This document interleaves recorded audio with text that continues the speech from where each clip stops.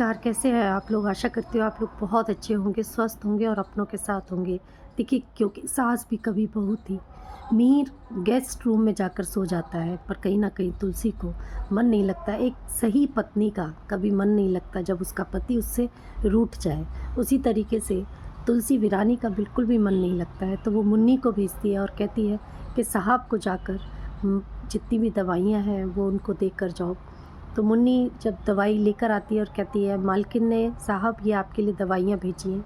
तो मीर एकदम से गुस्सा होकर कहता है, मालकिन को बोलो मैं दवाई नहीं खानी है मुझे। फिर मुन्नी वहाँ से चली जाती है। तो मीर कोशिश करता है अपनी सारी दवाइयाँ खाने की, पर देखता है कि उसे कोई भी दवाई समझ नहीं आ रही है, क्योंकि अक्सर तुलसी वीरानी ही उसे हर चीज़ की दवाई देती थी।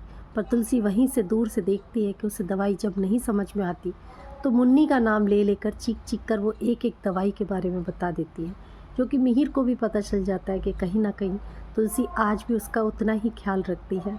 और फिर उसके बाद जब मिहिर वॉशरूम में जाता है तो उसका एसी, उसकी रजाई, उसका कंबल सब अच्छे से ठीक ठाक करके कहते हैं कि मैं जानती हूँ कि मिहिर अपना ध्यान नहीं रखेंगे, और करके चली जाती है चुपचाप से।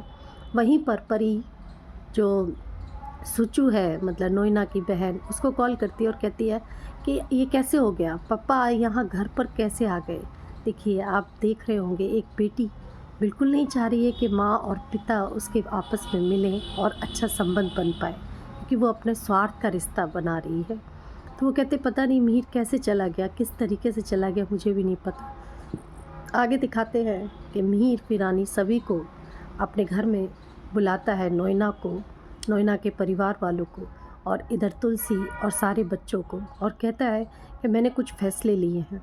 तो तुलसी एकदम से घबरा जाती है। उधर नोइना भी सोचती है कि क्या फ़ैसला लिया है। फिर वो कहता है कि मैंने सोचा है कि मिताली की शादी अंगद से की जाए और परी के लिए एक नया लड़के का रिश्ता देखा जाए। तो परी थोड़ा ड्रामा करती है और कहती है, पप्पा मैं नहीं चाहती, अभी मैं अजय की कोई भी परेशानी से बाहर नहीं उभर पाई हूँ, मैं एक नए रिश्ते में नहीं जुड़ना चाहती हूँ। पर कहीं ना कहीं मीर और नोइना कहती है, बेटा आगे तो बढ़ना ही पड़ेगा। फिर उसके बाद मीर कहता है कि तुम्हारे लिए कोई अच्छा रिश्ता देखकर मैं ज़रूर बात करूँगा। तो नोइना कहती है ना, अगर कोई रिश्ता ज़रूर होगा, पर ये अगर तुम्हें पसंद है रणविजय तो हम उससे बात कर सकते हैं।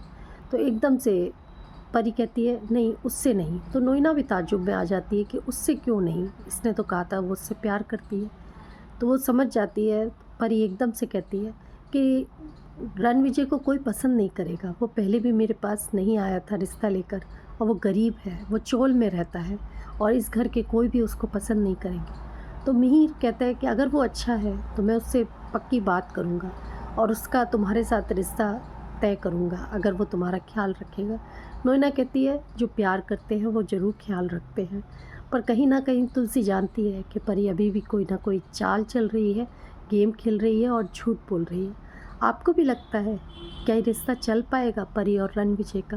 क्या नोइना अपने प्यार की खातिर इतना सब कुछ झूठ बोल रही है? क्या तुलसी अपने रिश्ते को बचा पाएगी? क्या तुलसी का इसी तरीके से बलिदान चलता रहेगा? मीर कोई भी बात को क्या समझेगा? आगे तुलसी और मीर का रिश्ता किस तरीके से रहेगा, जानने के लिए मेरे साथ जुड़े रहिए। क्या नोइना उनकी ज़िंदगी से चली जाएगी? क्या परी सच में सुधर जाएगी? जुड़े रहिए। धन्यवाद। और आगे क्या होगा जानने के लिए।